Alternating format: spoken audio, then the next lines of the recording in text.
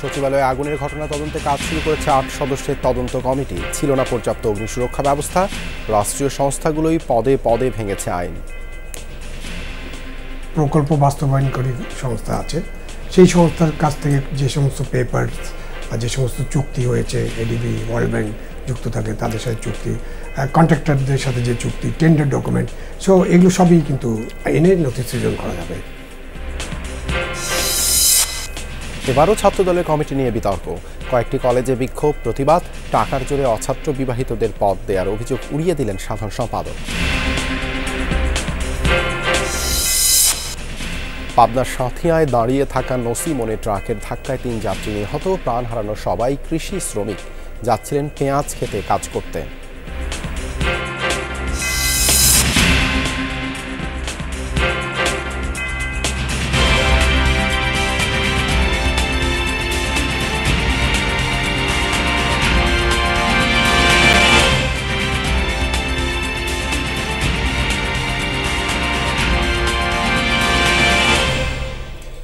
আমন্ত্রণ যমুনা নিউজে আপনাদের সঙ্গে আছে আমি দেবাশিস চন্দ্র সরকার। এতক্ষণ শিরোনাম দেখছিলেন।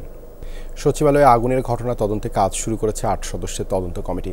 সকালে ১ নম্বর গেট দিয়ে একে একে সচিবালয়ে প্রবেশ করেন কমিটির সদস্যরা ঘটনাস্থল পরিদর্শনের পাশাপাশি কথা বলেছেন সংশ্লিষ্ট বিভিন্ন জনের সাথে। এর আগে পুড়ে যাওয়া 4টি ফ্লোর থেকে আলামত সংগ্রহের কাজ শুরু করে সিআইডির ফরেন্সিক ইউনিট। পাশাপাশি আলাদাভাবে কাজ করছে ফায়ার সার্ভিসের একটি বিশেষজ্ঞ দল। বুধবার দিবাগত রাত 2টার দিকে সচিবালয়ে অগ্নিকাণ্ডের খবর পায় ফায়ার সার্ভিস। সর্বমোট 19টি ইউনিট মিলে প্রায় 10 ঘন্টা আগুন নিয়ন্ত্রণে আনে। এই কার্যক্রম চলার সময় বিকল্প পথে পানি আনতে গিয়ে ট্রাক চাপায় নিহত হন ফায়ার ফাইটার নয়ন। নজিরবিহীন এই আগুনের কারণ নাশকতা নাকি শর্ট সার্কিট তা খতিয়ে দেখতে স্বরাষ্ট্র ও শ্রম মন্ত্রণালয় আলাদা 2টি তদন্ত কমিটি গঠন করেছে। 7 কার্যদিবসের মধ্যে রিপোর্ট দিবে এই 2 কমিটি।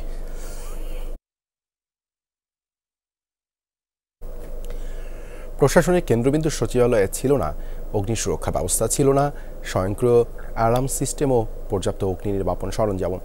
মূল ফটক দিয়ে ঢুকতে বেগ পেতে হয়েছে ফায়ার সার্ভিসকেও। এসব তৈরির দায়িত্ব যাদের ছিল সেই রাষ্ট্রীয় সংস্থাগুলোই পদে পদে ভেঙেছে আইন। এতে ঝুঁকিপূর্ণ হয়ে উঠেছিল সচিবালয়ে, জানান ফায়ার সার্ভিসের সাবেক এক মহাপরিচালক। আগুনে পড়েছে গুরুত্বপূর্ণ অনেক নথি, এখনও পুরোপুরি ডিজিটাল না হওয়ায় কিছু ক্ষতি হলেও সাবেক এক সচিব মনে করেন অনেক নথি তৈরি করা সম্ভব।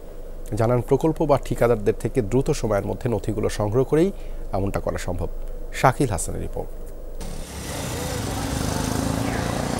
দেশের প্রশাসনের কেন্দ্রবিন্দু সচিবালয়ের ভেতরে বাইরে মিলিয়ে 24 ঘন্টা দায়িত্ব পালন করেন 100-র বেশি আইনশৃঙ্খলা বাহিনীর সদস্য।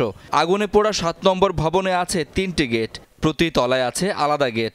প্রতিদিনের অফিস শেষে সবাই বের হওয়ার পর ধাপে ধাপে সবগুলো গেট বন্ধ করা হয়। চাইলেই কেউ প্রবেশ করতে পারেন না সচিবালয়ে। এখানে কর্মকর্তাদের জন্য আছে পরিচয়পত্র।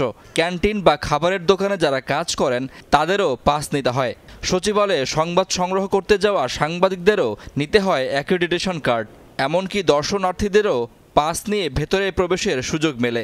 প্রতি তলায় করিডোরে আছে সিসিটিভি, আছে ভবনের বাইরেও। সচিবালয়ের চারপাশে আছে উঁচু দেয়ালের বাইরেও আইনশৃঙ্খলা বাহিনীর সদস্যরা সারাক্ষণ টহল দেন। এখানে নিরাপত্তা দিচ্ছেন সেনাবাহিনীর সদস্যরাও। সচিবালয়ের ভবনগুলো বেশ পুরনো, বৈদ্যুতিক সংযোগও অরক্ষিত। ভবনগুলোতে বৈদ্যুতিক সংযোগের তার অনেক জায়গাতেই ঝুলে থাকে। ফায়ার সার্ভিসের পক্ষ থেকে সচিবালয় সুরক্ষায় নানা পরামর্শ দেয়া হলেও তা মানেনি রাষ্ট্রীয় প্রতিষ্ঠানগুলোই। যেহেতু এটা কেপিআই, এই নিরাপত্তা ব্যবস্থা মানে স্যাটিসফ্যাক্টরি ছিল না। আমাদের আগুন তো নিভাতে হবে, সেই অনুযায়ী তো আমাদের প্রস্তুতি থাকতে হবে। সেই প্রিপেয়ারনেসটা ছিল না, অনেক দেরি হয়ে গেছে, যার জন্য আগুনটা অনেক ডেভেলপ হয়ে গেছে আসলে। পরে কিন্তু তারা কিন্তু আয়ত্তের বাইরে চলে গেছে, যার জন্য কিন্তু অনেকক্ষণ সময় লেগেছে। ফায়ার ফাইটিংয়ের জন্য গাড়িগুলো আসবে সেভাবে কিন্তু ডিজাইনগুলো করা। এখানে পিডব্লিউডি কাজ করে, তার সাথে স্বরাষ্ট্র মন্ত্রণালয় আছে, নিরাপত্তা দেখে। সেই অনুযায়ী কিন্তু আমরা একটা প্ল্যান দিয়েছিলাম। নিয়ম যারা বানাবে তারাই কিন্তু এখানে কিন্তু অনিয়মটা করে বেছে, তারাই কিন্তু নিয়মগুলো ফলো করছে না আসলে, যার জন্য একটা বড় দুর্ঘটনা হলো। বুধবারের আগুনে পুড়েছে সচিবালয়ের 7 নম্বর ভবনের 3টি তলা। সেখানে স্থানীয় সরকার, পল্লী উন্নয়ন ও সমবায় মন্ত্রণালয়, সড়ক পরিবহন ও সেতু মন্ত্রণালয়, যুব ও ক্রীড়া মন্ত্রণালয়, শ্রম ও প্রবাসী কল্যাণ মন্ত্রণালয় এবং ডাক ও টেলিযোগাযোগ মন্ত্রণালয় অবস্থিত। আগুনে পুড়েছে এসব মন্ত্রণালয়ের গুরুত্বপূর্ণ নথি। এখন প্রশ্ন উঠেছে, আগুনে পুড়লেই যদি সব শেষ হয়ে যায় তাহলে কোথায় ডিজিটাল ব্যবস্থা? কাগজের নথি একেবারে পুরোপুরি ডিজিটাইজ ফর্মে কবে যাবে এটার জন্য হয়তো আরও অনেক সময় লাগবে। নথি আবার সৃজন করা যাবে। প্রথমত হচ্ছে যে কিছু জিনিস তো পাওয়া যাবে না, যেমন নোটশিটের মধ্যে কার কি মন্তব্য ছিল, কথা ছিল। প্রকল্প বাস্তবায়নকারী সংস্থা আছে, সেই সংস্থার কাছ থেকে যে সমস্ত পেপারস বা যে সমস্ত চুক্তি হয়েছে, এডিবি, ওয়ার্ল্ড ব্যাংক যুক্ত থাকে তাদের সাথে চুক্তি, কন্ট্রাক্টরদের সাথে যে চুক্তি, টেন্ডার ডকুমেন্ট, সো এগুলো সবই কিন্তু এনে নথি সৃজন করা যাবে। আগুনের ঘটনা ঘটে, তদন্ত কমিটিও হয়, কিন্তু আলোর মুখ দেখে না সেগুলো, বাস্তবায়িত হয় না পরামর্শ। এরকমই হয়ে এসেছে এতকাল। এবার কি হবে ব্যতিক্রম? নাশকতা বা দুর্ঘটনা যাই ঘটুক না কেন, অগ্নিকাণ্ডের ঘটনা চোখে আঙুল দিয়ে দেখিয়ে দিল প্রশাসনের কেন্দ্রবিন্দু সচিবালয়ের সুরক্ষা ঘাটতি, যা এতদিনেও কারো নজরে পড়েনি। আধুনিক সুরক্ষার ঘাটতিতে দ্রুত আগুন নিয়ন্ত্রণেও আনা যায়নি, যার ফলে বেশ কয়েক ঘন্টা ধরে পুড়েছে সচিবালয়। শাকিল হাসান, যমুনা নিউজ, ঢাকা। সচিবালয়ে আছেন সহকর্মী আরিফুর রহমান সবুজ, যাচ্ছি তার কাছে। সবুজ, তদন্ত কমিটি তো কাজ করছে, কোনো তথ্য কি পেলেন? তারা কি কোনো ব্রিফিং করবে? দেবাশিস, মূলত গতকালকে থেকেই তদন্ত কমিটি কাজ শুরু করেছে, অর্থাৎ সংশ্লিষ্ট যারা এই 4টি মন্ত্রণালয় মূলত সবচেয়ে বেশি ক্ষতিগ্রস্ত হয়েছে সেই মন্ত্রণালয়ের সংশ্লিষ্টদের সঙ্গে প্রাথমিকভাবে তারা মৌখিকভাবে কথা বলেছেন এবং আজকে সশরীরে ঘটনাস্থল পরিদর্শন করছেন। কিছুক্ষণ আগে বুয়েটের যে বিশেষজ্ঞ দলটি এই তদন্ত কমিটিতে রয়েছে, 3 জন শিক্ষক রয়েছেন, তারাও প্রবেশ করেছেন এবং তথ্য উপাত্ত সংগ্রহের যে কাজটি সেই কাজটি চলমান রয়েছে। তদন্ত দলের পাশাপাশি কিছুক্ষণ আগে ফায়ার সার্ভিসের ডিজি তিনি প্রবেশ করেছেন, পুলিশের আইজিপি তিনি প্রবেশ করেছেন, স্বরাষ্ট্রমন্ত্রী আসার কথা রয়েছে এবং তারা ভেতরে প্রবেশ করার পর তদন্ত কমিটি সহ হয়তো বৈঠকও করতে পারেন। যে ঘটনাস্থল বা পুড়ে যাওয়া যেই অংশগুলো রয়েছে, যেই রুমগুলো রয়েছে এবং বিশেষজ্ঞ দল আমরা যতটুকু জানতে পারছি যে ইলেকট্রিক্যাল যে বৈদ্যুতিক তারগুলো ছিল বা সংযোগগুলো ছিল সেই বিষয়গুলো ঠিকঠাক ছিল কিনা সেই জায়গাগুলো পরীক্ষা নিরীক্ষা করার কিছু বিষয় রয়েছে, সেগুলো করার পর হয়তো আনুষ্ঠানিকভাবে তারা সেইখানে যেহেতু ঊর্ধ্বতন কর্তৃপক্ষ বা ঊর্ধ্বতন কর্মকর্তাদের পুলিশ থেকে শুরু করে ফায়ার সার্ভিস এবং অন্যান্য যেই সচিবালয়ের যে ঊর্ধ্বতন কর্মকর্তারা রয়েছেন তারাও রয়েছেন, সেই হিসাবে তাদের সঙ্গে হয়তো আনুষ্ঠানিক একটি বৈঠকও হইতে পারে। এরপরে ব্রিফ করবেন কিনা সেটি এখন পর্যন্ত নিশ্চিত করেননি, তবে যেহেতু ফায়ার সার্ভিসের ডিজি রয়েছেন এবং আইজিপি রয়েছেন, তারা হয়তো কথা বলতে পারেন। তদন্ত কমিটির সদস্যদের সঙ্গেও আমরা কথা বলার চেষ্টা করছি, তারা কথা বলবেন কি বলবেন না সেটি এখন পর্যন্ত আসলে গণমাধ্যমের কাছে নিশ্চিত করেননি। দেবাশিস, ধন্যবাদ সবুজ যুক্ত হওয়ার জন্য। অন্তর্বর্তী সরকারের পররাষ্ট্র উপদেষ্টা মোহাম্মদ তৌহিদ হোসেন বলেছেন, বাংলাদেশ চীন সম্পর্ক এক নতুন উচ্চতা পৌঁছেছে। দুদেশের সম্পর্ক গড়ে উঠেছে পারস্পরিক সম্মানবোধ ও আত্মবিশ্বাসের উপর। সকালে নর্থ সাউথ বিশ্ববিদ্যালয়ে এক সেমিনারে কথা বলেন তিনি। পররাষ্ট্র উপদেষ্টা বলেন, রোহিঙ্গাদের মিয়ানমারে ফেরত পাঠানোই একমাত্র সমাধান। এ কাজে বাংলাদেশ চীনের আরও আন্তরিক ও সক্রিয় ভূমিকা প্রত্যাশা করে। চীনে বাংলাদেশি পণ্যের রপ্তানি বাড়ানোর আহ্বানও জানান পররাষ্ট্র উপদেষ্টা। চীনের রাষ্ট্রদূত ইয়াও ওয়েন বলেন, সব সংকটে বাংলাদেশের পাশে ছিল চীন। কোভিড কিংবা জুলাই আন্দোলনেও চীনা কোম্পানিগুলোর কর্মকর্তারা দেশ ছেড়ে যায়নি, সব প্রকল্প সময় মতো শেষ হয়েছে।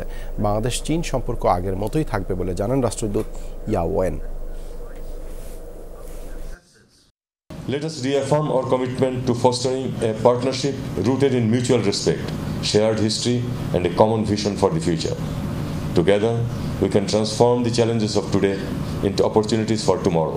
Chinese embassy in Bangladesh is also ready to collaborate with scholars from both countries to develop more flagship academic initiatives. এবারও বিতর্ক উঠেছে ছাত্র দলের কমিটি নিয়ে। অভিযোগ আগের মতোই। বলা হচ্ছে, টাকার বিনিময়ে অছাত্র বিবাহিতদের কমিটিতে জায়গা দেওয়া হয়েছে, মূল্যায়ন করা হয়নি ত্যাগীদের। এমন অভিযোগে ঢাকার ঘোষিত 11 ইউনিটের পদবঞ্চিতরা লাগাতার বিক্ষোভ করছেন। যদিও সব অভিযোগ উড়িয়ে দিয়ে ছাত্রদল সাধারণ সম্পাদকের হুঁশিয়ারি, সংগঠনের বিরুদ্ধে অগণতান্ত্রিক আন্দোলন অব্যাহত থাকলে সাংগঠনিক ব্যবস্থা নেওয়া হবে। আরিফিন শাকিলের প্রতিবেদন। আমার বাবা পুলিশের চাকরি করে, আমি যখন অ্যারেস্ট হয়েছি আমার বাবা নিজে প্রিজন ভ্যান চালায় আমাকে কেরানীগঞ্জে রাইখে আসছে। আমি যে গাড়ি থেকে নেমে আমার বাবার চোখের দিকে তাকাইছি, আমার বাবা আমার দিকে তাকায় না, চোখ মুছে। আমার বাবা আজও আমার সাথে কথা বলে না। আমার কি অন্যায় ছিল? তেজগাঁও কলেজের ফিন্যান্স অ্যান্ড ব্যাংকিং বিভাগের 2011-12 সেশনের এই ছাত্রের নাম আল আমিন। গেল 15 বছর কলেজ ছাত্রদলের বিভিন্ন কমিটিতে দায়িত্ব পালন করেছেন, তবে এবার বাদ পড়লেন। আমি 2বার জেল খেটছি। আমি 53-10-21 আসামি। কমিটিতে নাম নেই এমন সংখ্যা নেহাত কম নয়। ক্ষুব্ধরা তাই রাস্তায় নামছেন, বিক্ষোভ করছেন। এরই মধ্যে ককটেল বিস্ফোরণ বা অবরোধের মতো কর্মসূচি দিয়েও প্রতিবাদ জানাচ্ছেন কেন্দ্রীয় সিদ্ধান্তের। তাদের অভিযোগ, শ্রাবণ জুয়েলের কমিটির মতোই সিন্ডিকেট করেছে বর্তমান নেতৃত্ব। ম্যাক্সিমাম ছাত্রলীগের সাথে লিয়াজু ছিল, তারাই কমিটিতে আসছে। অর্থ বাণিজ্যের মাধ্যমে কমিটি হয়েছে, যারা অছাত্র তাদেরকে দিয়েও এখানে কমিটি করা হয়েছে। আমি রাজনীতির জন্য আমি আজকে 9 বছর আমার বাড়ি ছাড়া। যারা খুব পছন্দের লোক তাদেরকে প্রতিষ্ঠিত করে তারা নিজে সুবিধা ভোগ করতে চায়। কিন্তু ছাত্রদলের কমিটি নিয়ে কেন বারবার একই অভিযোগ? পদবঞ্চিত নেতারা মনে করেন সমস্যার মূলে বিএনপির ছাত্র বিষয়ক সম্পাদক পদ। যিনি এই দায়িত্ব পালন করেন তার কাছেই কুক্ষিগত হয় ছাত্রদল, তাই এই পদটারই বিলুপ্তি চান তারা। ছাত্র বিষয়ক সম্পাদক এই পদটির গ্রহণযোগ্যতা প্রয়োজনীয়তা আছে বলে আমরা অনুভব করছি না। ঘোষিত কমিটির অসঙ্গতি তার জ্বলন্ত প্রমাণ। প্রতিবাদ করার যে গণতান্ত্রিক ওয়েতে তার মধ্যে দিয়ে আমাদের কর্মসূচিগুলো বাস্তবায়ন করবে। ক্ষুব্ধ নেতাকর্মীদের অভিযোগ আবেগতাড়িত এমন মন্তব্য ছাত্রদল সাধারণ সম্পাদক নাসির উদ্দিনের। বলেন, যোগ্য আর পরীক্ষিতদেরই পদায়ন হয়েছে। আশ্বস্ত করেন বাদ পড়াদের মধ্যে সিনিয়ররা যাবেন কেন্দ্রে, বাকিদের যোগ্যতা অনুযায়ী পদায়ন হবে বিভিন্ন ইউনিটে। আবেগে পড়ে অথবা ক্ষোভের জায়গা থেকে অনেকের নামে মিথ্যা প্রপাগান্ডা তৈরি করছে। অর্ধেকেরও বেশি আমাদের নেতৃবৃন্দগুলো তারা হচ্ছে নিয়মিত শিক্ষার্থী। সাংগঠনিক কাঠামোর মধ্যে থেকে যদি কেউ না গিয়ে যদি অগণতান্ত্রিক পন্থায় দলের ভাবমূর্তিকে ক্ষুণ্ণ করে, দল নিশ্চয় তার বিরুদ্ধে শাস্তিমূলক ব্যবস্থা গ্রহণ করতে প্রস্তুত রয়েছে। বিতর্কের মুখে অবশ্য রাজধানীর অন্য ইউনিটের কমিটি ঘোষণা করা স্থগিত করেছে ছাত্রদল। তার পরিবর্তে জানুয়ারির ভিতরে দেয়া হবে নোয়াখালী, চাঁদপুর সহ অন্তত 10 জেলার ছাত্রদলের কমিটি। আরিফিন শাকিল, যমুনা নিউজ, ঢাকা। ঐক্যবিহীন সংস্কার কিংবা সংস্কারবিহীন নির্বাচন সম্ভব নয়। সংস্কার ও নির্বাচনের প্রস্তুতি একই সঙ্গে চলবে, এমনটাই জানিয়েছেন প্রধান উপদেষ্টা ডক্টর মোহাম্মদ ইউনূস। সকালে কৃষিবিদ ইনস্টিটিউশনে ফোরাম ফর বাংলাদেশ স্টাডিজ আয়োজিত ঐক্য, সংস্কার ও নির্বাচন শীর্ষক জাতীয় সংলাপে ভিডিও বার্তায় দেয়া বক্তব্যে এসব কথা বলেন প্রধান উপদেষ্টা। ডক্টর ইউনূস বলেন, নির্বাচনের দায়িত্ব কমিশনের। তারিখ ঘোষণা না হওয়া পর্যন্ত দেশের নাগরিকরা সংস্কারের সঙ্গে যুক্ত থাকবে। তিনি আরও বলেন, সংস্কার বিষয়ে ঐক্যমত প্রয়োজন, এর বিকল্প নেই। গণতান্ত্রিক বাংলাদেশ রূপান্তরের পিছনে ফেরার আর সুযোগ নেই বলে উল্লেখ করেন ডক্টর ইউনূস। বলেন, ফ্যাসিবাদ বাংলাদেশকে সব আদর্শ থেকে বিচ্যুত করে গভীর অন্ধকারে নিয়ে গিয়েছিল। এ সময় আবারও সাম্য, মানবিক মর্যাদা ও সামাজিক ন্যায় বিচার নিশ্চিতের অঙ্গীকার করেন প্রধান উপদেষ্টা। ঐক্যবিহীন সংস্কার কিংবা সংস্কারবিহীন নির্বাচন বাংলাদেশকে এগিয়ে নিতে পারবে না। সংস্কারের যে মহান দায়িত্ব ঐতিহাসিক কারণে আমাদের কাছে এসে গেছে, এই দায়িত্ব আমাদের প্রত্যেককে, প্রতি নাগরিককে, রাজনৈতিক দলকে, প্রতিটি সামাজিক, অর্থনৈতিক, ব্যবসায়িক এবং ধর্মীয় জনগোষ্ঠীর প্রত্যেককে দৃঢ়তার সঙ্গে সংস্কারের মহাযজ্ঞে আনন্দের সঙ্গে ঝাঁপিয়ে পড়তে হবে। পাবনার সাঁথিয়ায় ট্রাক চাপায় প্রাণ গেছে নসিমনের 3 যাত্রী। আহত হয়েছেন 4 জন। হতাহতরা সবাই কৃষি শ্রমিক। ভোর 5টার দিকে উপজেলার রাঙ্গামাটি এলাকার সাঁথিয়া মাতপুর আঞ্চলিক সড়কেই এ ঘটনা ঘটে। পুলিশ জানায়, যাত্রীবাহী 3 চাকার বাহনটি দাঁড়ানো ছিল। এ সময় মাতপুর থেকে সাঁথিয়াগামী একটি ট্রাক নসিমনটিকে চাপা দেয়। আহত হন 7 যাত্রী। আহতদের উদ্ধার করে উপজেলা স্বাস্থ্য কমপ্লেক্সে নেওয়া হলে খোকন ইসলাম, ধনী প্রামাণিক ও রাসেল আহমেদ নামে 3 জনকে মৃত ঘোষণা করেন চিকিৎসক। কৃষি শ্রমিকরা পেঁয়াজ খেতে কাজ করতে যাচ্ছিলেন। দুর্ঘটনার পরপরই পালিয়ে যায় ট্রাকের চালক। উত্তরের জেলাগুলোয় কনকনে ঠান্ডায় জুবুথুবু জনজীবন, বইছে হিমেল হাওয়া। সকালের দিকে কোথাও কোথাও কুয়াশারও বেশ দাপট দেখা গেছে।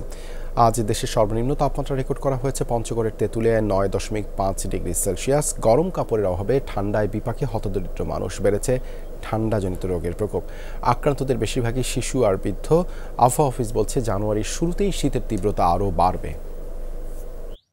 ব্যক্তির সাথে যুক্ত পরিবার, তাই নিজের সুস্থতার পাশাপাশি পরিবারের সকলকে সুস্থ রাখা চাই, এমন বার্তা নিয়ে হাতের ঝিলে হাজারো মানুষের অংশগ্রহণে অনুষ্ঠিত হলো ফ্যামিলি রানার্স 7.5 কিলোমিটার রান। প্রকৃতিতে কনকনে শীত আর রাতের শেষ ভাগের আরামদায়ক ঘুম উপেক্ষা করে হাতের ঝিলে জড়ো হয়েছেন হাজারো মানুষ।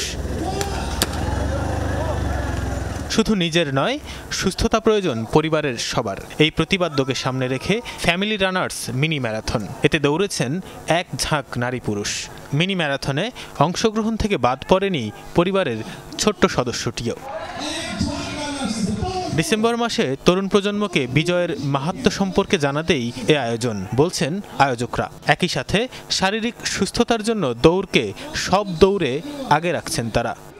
আমাদের এই ইভেন্টটা অনেক অলমোস্ট হচ্ছে 20-25টা ফ্যামিলির মতো, যারা ফ্যামিলি সহ রান করতেছে, তো ওরা আসতেছে। তো আমরা এই জিনিসটাকে প্রমোট করি যেন সুস্থতার সাথে থাকুক, দৌড়ের সাথে থাকুক। ফ্যামিলি সবাই একসাথে আসবো, এখানে একসাথে দৌড়াবো, একসাথে গল্প করব। মানে এই যে একটা পরিবার, আমরা সবসময় ঢাকার একটা বদ্ধ জায়গায় থাকি, যে এই বিজয়ের একটা ভালো একটা দিনে আমরা বাচ্চাদেরকে নিয়ে এইভাবে একটা আয়োজন করেছি। পরিবার এবং আমার ছেলেকে নিয়ে আসছি রান করার জন্য।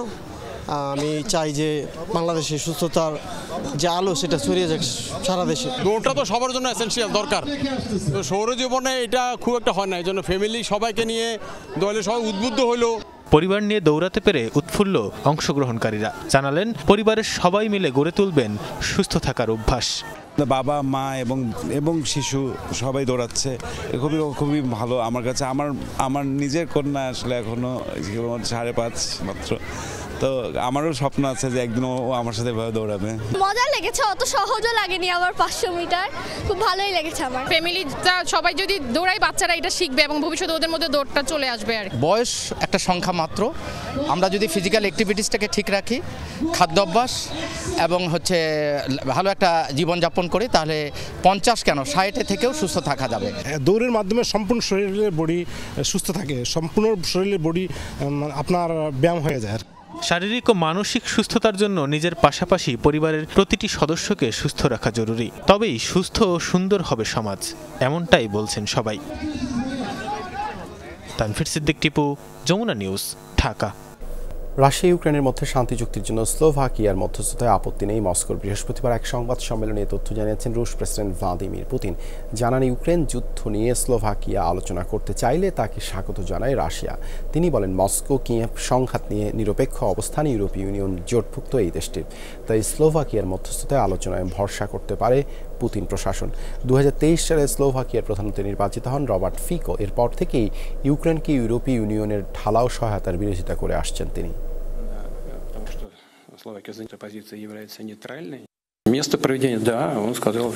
ইউক্রেন যুদ্ধের শান্তি চুক্তি নিয়ে আলোচনার জন্য প্রস্তুত স্লোভাকিয়া। প্রধানমন্ত্রী রবার্ট ফিকো নিজেই জানিয়েছেন, যেহেতু স্লোভাকিয়া পুরো ইস্যুটি নিয়ে নিরপেক্ষ, সেহেতু রাশিয়ারও কোনো আপত্তি নেই। রাশিয়া ইউক্রেন শান্তি চুক্তির জন্য স্লোভাকিয়ার মধ্যস্থতা মেনে নিতে প্রস্তুত মস্কো। ইয়েমেনের সানা বিমানবন্দরে ইসরায়েলি হামলার সময় সেখানে অবস্থান করছিলেন বিশ্ব স্বাস্থ্য সংস্থার প্রধান তেদরস আধানাম। তবে হামলার কোনো ক্ষতি হয়নি, তার নিরাপদে আছেন তিনি। মাইক্রোব্লগ সাইট এক্সে দেয়া এক পোস্টে নিজেই বিষয়টি নিশ্চিত করেছেন WHO প্রধান। তবে হামলায় বিশ্ব স্বাস্থ্য সংস্থার বিমানের একজন ক্রু আহত হয়েছেন বলে জানান আধানাম। বিমানবন্দরে অবস্থান করা জাতিসংঘের অন্যান্য সদস্যরাও নিরাপদে আছেন। হামলার কারণে ওই ফ্লাইট ছাড়তে দেরি হয় বলেও জানান তিনি। ইয়েমেনে জাতিসংঘের যেসব কর্মকর্তা বন্দী রয়েছেন তাদের মুক্তির জন্য দেশটিতে গিয়েছিলেন WHO। এই ছিল যমুনা নিউজে।